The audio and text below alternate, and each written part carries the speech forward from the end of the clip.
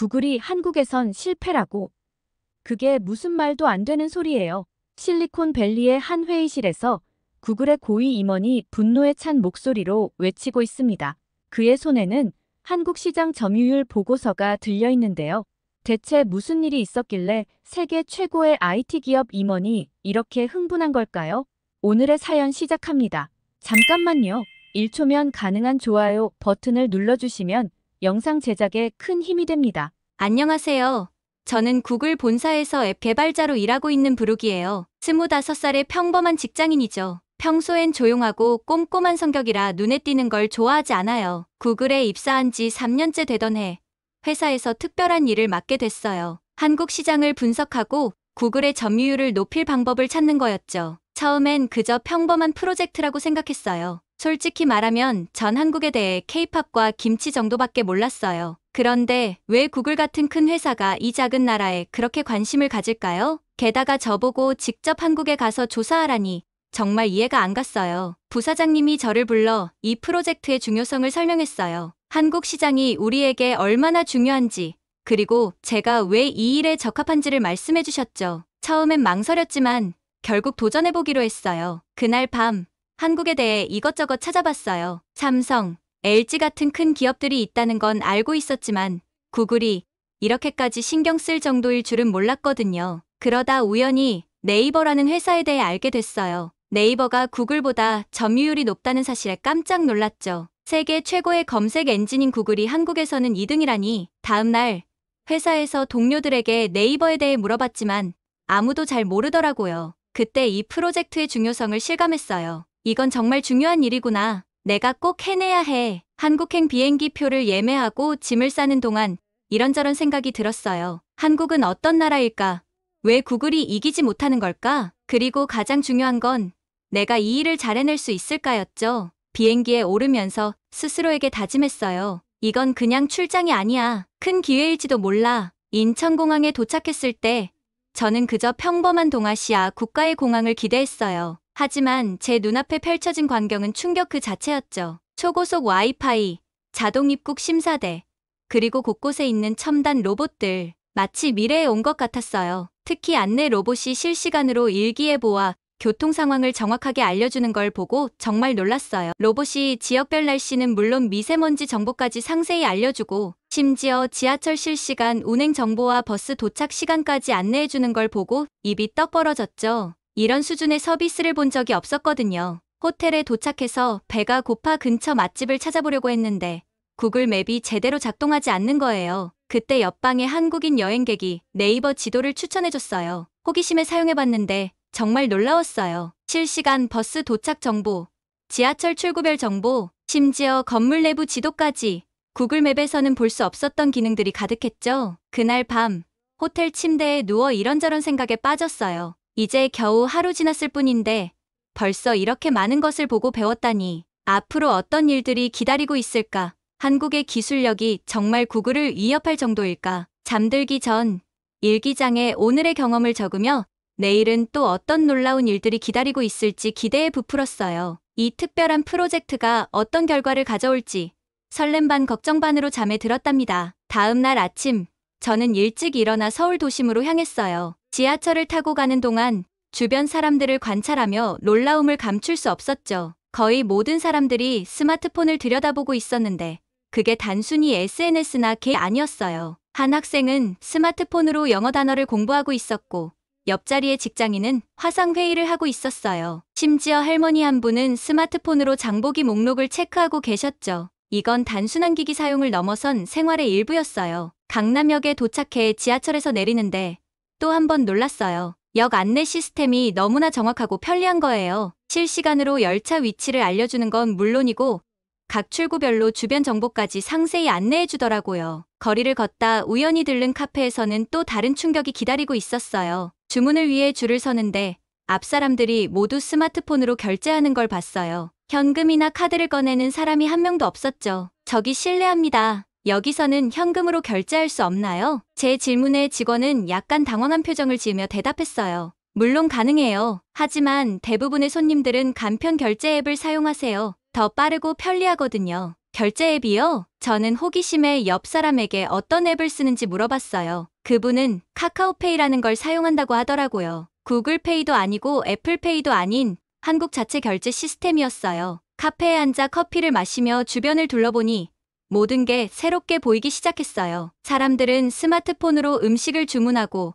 택시를 부르고 심지어 은행 업무까지 처리하고 있었죠. 이건 단순히 편리한 수준을 넘어선 혁명적인 변화였어요. 문득 궁금증이 생겼어요. 이렇게 발달된 모바일 환경에서 구글의 서비스들은 어떻게 사용되고 있을까? 주변 사람들에게 물어보기 시작했죠. 혹시 구글 지도 사용하세요? 아니요.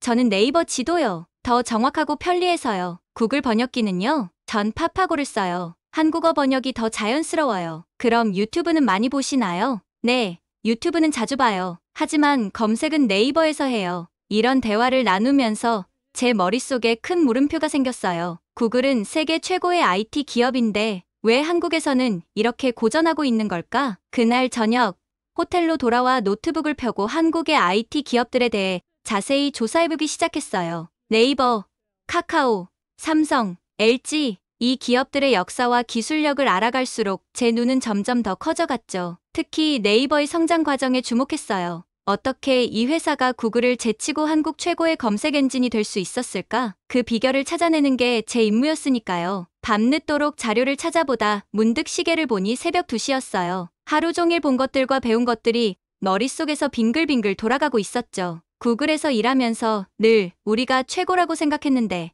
이제는 그 생각이 흔들리기 시작했어요. 잠들기 전 저는 다시 한번 다짐했어요. 이건 단순한 시장 조사가 아니야. 여기엔 우리가 배워야 할 무언가가 있어. 그리고 난 그걸 꼭 찾아내고 말 거야. 그렇게 저희 한국에서의 두 번째 날이 끝났어요. 아직 시작에 불과했지만 이미 제 생각의 많은 부분이 바뀌고 있었답니다. 앞으로 어떤 발견들이 저를 기다리고 있을지 정말 기대되더라고요. 다음 날, 저는 한국의 IT 시장에 대해 더 자세히 알아보기 위해 테크 분석 전문가를 만나기로 했어요. 그분은 유명한 IT 전문 컨설팅 회사의 대표로 한국 IT 업계의 동향을 가장 잘 아는 전문가 중 한 분이었죠. 강남의 한 카페에서 박지원 대표를 만났어요. 그는 세련된 정장 차림에 최신형 태블릿을 들고 있었죠. 안녕하세요. 브룩 씨, 구글에서 오셨다고 들었어요. 한국 시장에 대해 궁금한 점이 많으시겠어요. 박 대표의 친절한 인사에 긴장이 조금 풀렸어요. 네, 박 대표님. 사실 구글이 한국에서 고전하고 있다는 얘기를 듣고 충격을 받았어요. 도대체 어떤 이유에서일까요? 박 대표는 커피를 한 모금 마시고 이야기를 시작했어요. 브룩 씨,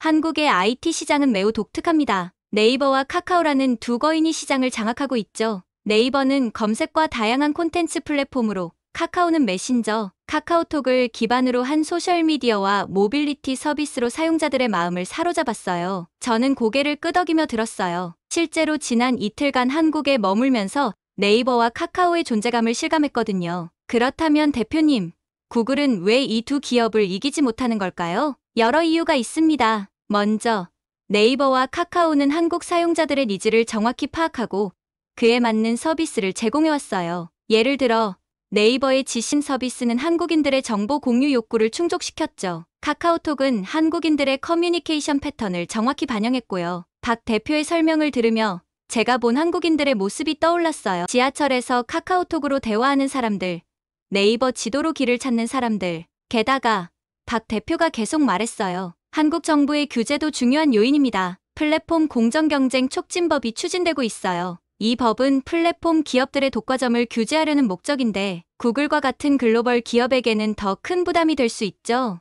아, 그렇군요. 한국에서는 정부의 규제도 신경 써야 하는군요. 맞아요. 그리고 더 중요한 문제가 있어요. 바로 통신망 사용료 문제죠. 네이버와 카카오는 매년 큰 금액의 통신망 사용료를 내고 있어요. 하지만 구글은 한국에서 가장 많은 트래픽을 발생시키면서도 이 비용을 내지 않고 있죠. 이로 인해 국내 기업들은 역차별을 받고 있다고 불만을 제기하고 있어요. 이 말을 듣고 저는 깜짝 놀랐어요. 구글이 이런 문제로 비판을 받고 있다니 몰랐거든요. 그렇다면 구글은 한국에서 아무것도 할 수 없는 건가요? 박 대표는 고개를 저었어요. 그렇지는 않습니다. 구글은 여전히 유튜브를 통해 상당한 수익을 올리고 있어요. 검색 시장에서는 2위지만 동영상 플랫폼에서는 압도적인 1위죠. 하지만 앞으로 더 성장하려면 한국 시장의 특성을 이해하고 현지화 전략을 강화해야 할 거예요. 대화를 나누면서 저는 구글이 한국에서 직면한 어려움의 복잡성을 이해하기 시작했어요. 단순히 기술력의 문제가 아니라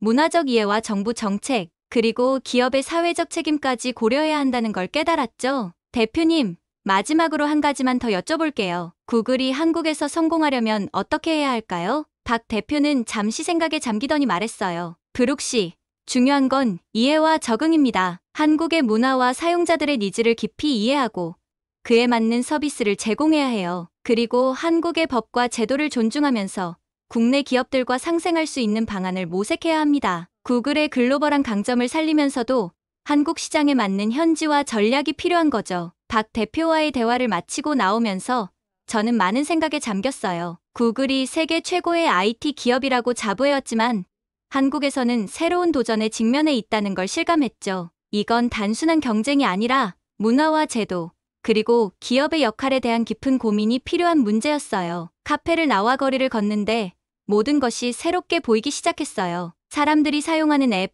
거리의 광고판, 심지어 지하철의 안내 시스템까지 모든 것이 한국만의 특별한 IT 생태계를 보여주고 있었죠. 그날 밤, 저는 노트북을 펴고 긴 보고서를 쓰기 시작했어요. 제목은 구글의 한국 시장 도전 기회와 과제였죠. 이 보고서가 구글의 한국 전략을 어떻게 바꿀지, 그리고 제 커리어에 어떤 영향을 미칠지 그때는 전혀 몰랐답니다. 다음 날 아침, 저는 한국의 스타트업 생태계를 직접 경험해보고 싶어 판교 테크노밸리로 향했어요. 이곳은 한국의 실리콘밸리라고 불리는 곳이라고 하더라고요. 지하철에서 내려 판교역 주변을 걷는데 세련된 유리 건물들이 줄지어 서 있는 모습이 인상적이었어요. 건물마다 네이버, 카카오, NC소프트 같은 유명 IT 기업들의 로고가 보이더라고요. 오늘 저는 한국의 유망한 스타트업들을 수년간 발굴하고 육성해온 전문가를 만나기로 했어요. 그분은 스타트업 엑셀러레이터에서 일하고 계셨는데 한국 스타트업 생태계에 대해 깊이 있는 통찰을 가지고 계셨죠. 그분을 만나 대화를 나누면서 한국의 스타트업 생태계가 얼마나 역동적인지 실감했어요. 특히 AI, 핀테크, 모빌리티 분야에서 한국 스타트업들이 두각을 나타내고 있다고 하더라고요. 비바리퍼블리카의 토스나 AI 의료 영상 분석 회사, 루닛 같은 기업들이 세계적으로 주목받고 있다는 말씀을 들으니 정말 놀라웠어요. 흥미로웠던 점은 한국의 대기업들과 스타트업들의 관계였어요. 네이버와 카카오 같은 기업들이 적극적으로 유망한 스타트업들을 발굴하고 투자한다고 해요. 때로는 인수합병을 통해 자사의 서비스를 강화하기도 한다고 하더라고요. 이런 대기업들의 지원이 한국 스타트업 생태계를 더욱 풍부하게 만들고 있다는 설명을 들으니 한국만의 독특한 생태계 구조가 눈에 들어왔어요. 그런데 구글 같은 글로벌 기업들의 역할에 대해 물어봤을 때 그분의 대답이 조금 충격적이었어요. 구글의 역할이 아직 제한적이라는 거예요. 구글 플레이를 통해 앱 개발자들에게 플랫폼을 제공하고는 있지만 한국 스타트업 생태계와의 직접적인 협력은 많지 않다고 해요. 오히려 많은 스타트업들이 구글을 경쟁자로 인식하고 있다는 말씀을 들으니 구글이 혁신의 선두주자라고 생각했던 제 인식이 흔들리더라고요. 그분께 구글이 한국의 스타트업 생태계와 더 잘 협력할 방법에 대해 물어봤어요. 그분의 조언은 명확했어요. 먼저, 한국의 문화와 시장을 더 깊이 이해해야 해요. 그리고 현지 스타트업들과의 협력 프로그램을 강화하는 것도 좋겠죠. 구글의 기술력과 한국 스타트업들의 아이디어를 결합한 새로운 서비스를 만들어낼 수 있을 거예요. 또한, 한국의 규제 환경을 존중하면서도 혁신을 추구하는 균형 잡힌 접근이 필요해요. 이 대화를 통해 한국의 IT 생태계가 얼마나 복잡하고 다양한지 깨달았어요. 구글이 이곳에서 성공하려면 단순히 기술력만으로는 부족하다는 것도 알게 되었죠. 그날 저녁, 호텔로 돌아와 제 보고서에 새로운 섹션을 추가했어요. 한국 스타트업 생태계와의 협력 방안이라는 제목이었죠. 이 내용이 구글의 한국 전략에 어떤 변화를 가져올지, 그리고 한국의 IT 기업들과 어떤 새로운 협력 관계를 만들어낼지 상상하니 가슴이 뛰었어요. 잠들기 전, 저는 창밖으로 서울의 밤을 바라보며 생각했어요. 구글이 이 역동적인 시장에서 어떻게 새로운 길을 찾을 수 있을까? 그리고 나는 이 과정에서 어떤 역할을 할 수 있을까? 이 질문들에 대한 답을 찾는 것이 제 남은 한국 출장의 목표가 되었답니다. 한국에서 IT 생태계에 대한 관심이 커지면서 네이버 본사를 방문하고 싶어졌어요. 네이버가 구글의 강력한 경쟁자 중 하나라는 걸 알고 있었거든요. 특히 한국 시장에서는 독보적인 위치를 차지하고 있다고 하더라고요. 판교에 있는 네이버 본사에 갔는데 정말 미래에 온 것 같았어요. 건물에 들어서자마자 첨단 기술의 향연이 펼쳐졌죠. 로봇의 택배 커피 배달부터 그림 그리기까지 곳곳에 있는 디지털 스크린들과 최첨단 시스템들을 보니 네이버의 기술력이 실감 나더라고요. 네이버의 한 팀장님과 이야기를 나눌 기회가 있었는데 그분 말씀이 정말 인상적이었어요. 우리는 단순한 검색 엔진이 아니에요. 다양한 플랫폼으로 기술을 개발하고 검색부터 쇼핑, 금융, AI까지 다방면으로 서비스를 제공하고 있죠. 특히 한국 사용자들의 일상에 꼭 맞는 서비스를 만드는 게 우리의 핵심이에요. 이 말을 듣고 구글과 네이버의 차이점이 확 와닿았어요. 구글은 전 세계를 대상으로 하는 서비스를 만든다면 네이버는 한국인의 일상에 딱 맞춘 서비스를 제공하고 있었던 거예요. 네이버의 여러 서비스를 직접 써보면서 정말 감탄했어요. 네이버 쇼핑과 네이버 페이가 얼마나 잘 연동되는지, 네이버 지도가 얼마나 정확한지 보고 놀랐죠. 네이버 클라우드와 AI 기술도 구글 못지않아 보이더라고요. 궁금해서 여쭤봤어요. 어떻게 이렇게 다양한 서비스를 다 잘할 수 있는 거예요? 팀장님이 웃으시면서 대답해 주셨어요. 빠르게 결정하고 과감하게 투자하는 게 비결이에요. 그리고 한국 사용자들이 뭘 원하는지 정확히 파악하고 빠르게 대응하는 거죠. 매일 엄청난 양의 데이터를 분석해서 사용자들의 니즈를 파악하고 그에 맞는 서비스를 만들어내요. 네이버 방문을 마치고 나오면서 많은 생각이 들었어요. 구글의 글로벌한 시각과 네이버의 로컬 최적화 전략. 이 둘을 어떻게 잘 섞을 수 있을까? 우리 구글은 이런 경쟁 속에서 어떻게 해야 할까? 그날 밤, 호텔 방에서 구글 본사 담당자에게 긴 이메일을 썼어요. 한국에서 보고 느낀 점들, 그리고 구글이 앞으로 어떻게 나아가야 할지에 대한 제 생각을 담았죠. 우리도 각 지역의 문화와 필요를 깊이 이해하고 그에 맞는 유연한 전략을 세워야 해요. 네이버의 사례가 우리에게 중요한 교훈을 주고 있어요. 이메일을 보내고 창밖을 바라봤는데 서울의 밤이 정말 아름답더라고요. 반짝이는 도시가 한국의 IT 산업처럼 눈부셨어요. 이번 여행이 저한테 그리고 구글에 어떤 변화를 가져올지 정말 기대돼요. 한국에서의 시간이 얼마 안 남았지만 이게 끝이 아니라 새로운 시작이란 느낌이 들었어요. 한국에서의 마지막 날, 저는 한국 구글 본사의 박민주 씨와 만났어요. 민주 씨는 제가 출장 동안 연락했던 담당자였는데 오늘 하루 서울 시내를 함께 돌아다니며 이것저것 알려주기로 했죠. 아침 일찍 호텔 로비에서 만난 민주 씨는 반갑게 인사를 건넸어요. 안녕하세요, 브룩 씨. 오늘 하루 잘 부탁드려요. 서울의 일상을 경험해보시면 좋겠네요. 우리의 첫 목적지는 강남의 한 스마트 카페였어요. 문을 열고 들어서자마자 민주 씨의 스마트폰으로 알림이 왔어요. 민주 씨가 폰을 보더니 웃으며 말했어요. 여기 들어오면 자동으로 와이파이에 연결되고 멤버십 포인트가 적립돼요. 편리하죠? 테이블에 앉아보니 메뉴판이 없었어요. 대신 테이블에 QR코드가 있더라고요. 민주 씨가 그걸 스캔하자 메뉴가 스마트폰에 나타났어요. 여기서 주문하고 결제까지 할 수 있어요. 민주 씨의 설명에 저는 눈이 휘둥그레졌어요. 와, 정말 편리하네요. 커피를 마시며 이야기를 나누고 있는데 갑자기 민주 씨의 폰으로 알림이 왔어요. 주문하신 아메리카노가 준비되었습니다. 민주 씨가 일어나 커피를 가져왔어요. 이런 시스템이면 직원이 필요 없겠어요. 제가 말하자 민주 씨가 웃으며 대답했어요. 맞아요. 요즘엔 인건비도 줄이고 효율성도 높이는 거죠. 그리고 코로나 이후로 비대면 서비스가 더 선호되고 있어요. 점심시간, 우리는 지하철을 타고 코엑스로 향했어요. 민주 씨가 스마트폰으로 교통카드 대신 결제하는 걸 보고 또 한 번 놀랐죠. 이거 정말 편리한데요? 우리도 이런 거 있으면 좋겠어요. 제가 말하자 민주 씨가 대답했어요. 맞아요. 한국은 모바일 결제 시스템이 정말 잘 되어 있어요. 심지어 시장에서도 카드나 현금 대신 휴대폰으로 결제하는 경우가 많아요. 지하철 안에서도 와이파이가 끊기지 않아 사람들이 영화를 보고 게임을 즐기더라고요. 와, 지하철에서 이렇게 인터넷이 잘 되다니. 제가 감탄하자 민주 씨가 말했어요. 한국은 인터넷 속도가 세계에서 제일 빠르거든요. 어디서나 끊김없이 사용할 수 있어요. 심지어 산 정상에서도 됩니다. 코엑스에 도착해서 점심을 먹으러 식당에 갔는데 여기서도 QR코드로 주문하더라고요. 여기선 정말 모든 게 스마트폰으로 해결되나 봐요? 제가 물었죠. 민주 씨는 고개를 끄덕이며 네. 그래서 외국인들이 처음엔 좀 어려워하시더라고요. 하지만 익숙해지면 정말 편리해요. 심지어 일부 식당에서는 로봇이 서빙을 하기도 해요. 라고 답했어요. 식사 후 쇼핑몰을 구경하는데 한 의류 매장에서 정말 놀라운 걸 봤어요. 가상 피팅룸이었죠. 옷을 실제로 입어보지 않고도 내 모습에 옷을 입혀볼 수 있더라고요. 이거 정말 대단해요.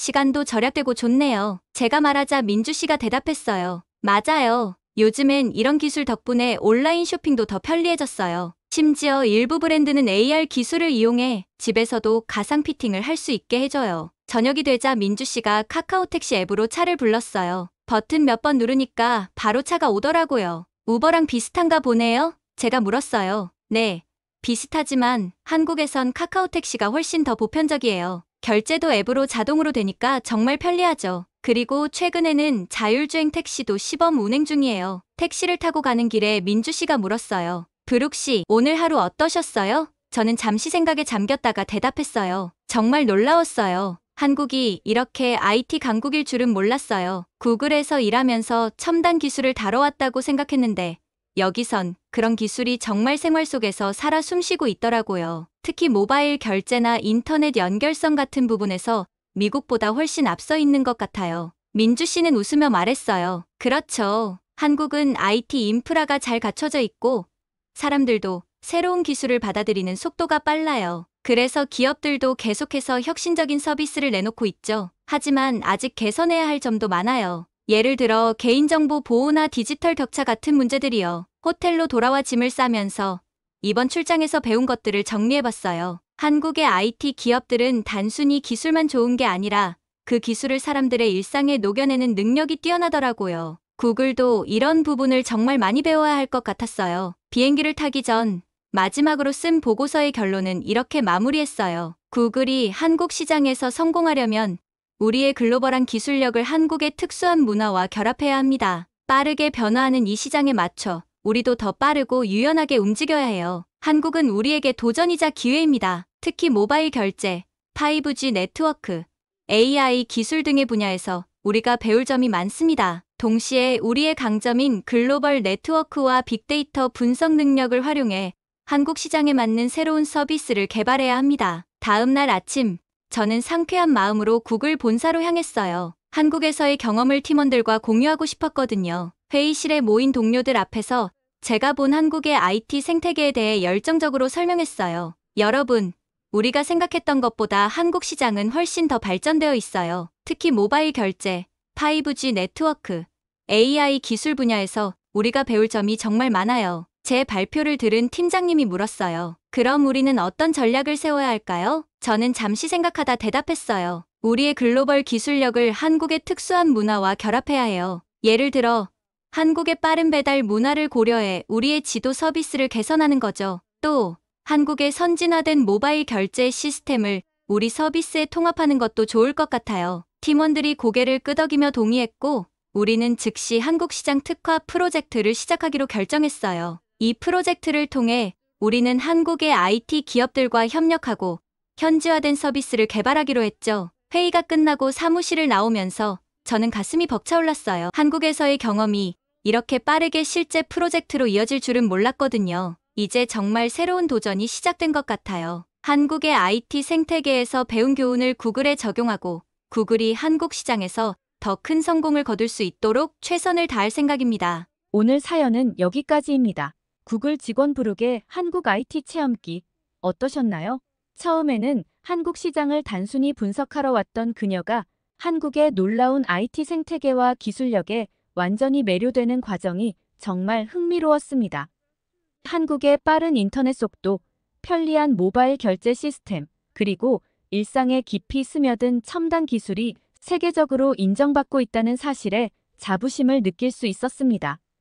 특히 네이버와 카카오 같은 한국 IT 기업들이 구글과 같은 글로벌 기업과 당당히 경쟁하고 있다는 점이 인상적이었습니다. 한국의 IT 기술이 단순히 편리함을 넘어 사람들의 일상을 더 풍요롭게 만들고 있다는 점을 다시 한번 확인할 수 있었습니다. 구글조차 배우고 싶어하는 한국의 IT 환경, 정말 자랑스럽지 않나요? 여러분은 한국의 IT 기술과 서비스에 대해 어떻게 생각하시나요? 앞으로 한국의 IT 산업이 어떻게 발전하면 좋을지, 그리고 글로벌 시장에서 어떤 역할을 해야 할지 여러분의 의견을 댓글로 남겨주세요. 감동 뭉클에서는 여러분의 소중한 마음을 모아 사연 주인공들에게 전해드리고 있습니다.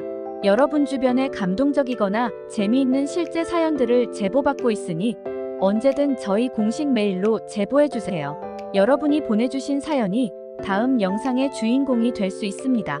오늘 들려드린 사연이 마음에 드셨다면 구독과 좋아요 눌러주시고 주변 분들과도 공유해주세요. 여러분의 작은 관심과 응원이 더욱 좋은 콘텐츠를 만드는데 큰 힘이 됩니다. 이상 감동 뭉클이었습니다. 끝까지 시청해주셔서 감사합니다. 다음에 더 감동적인 사연으로 찾아뵙겠습니다.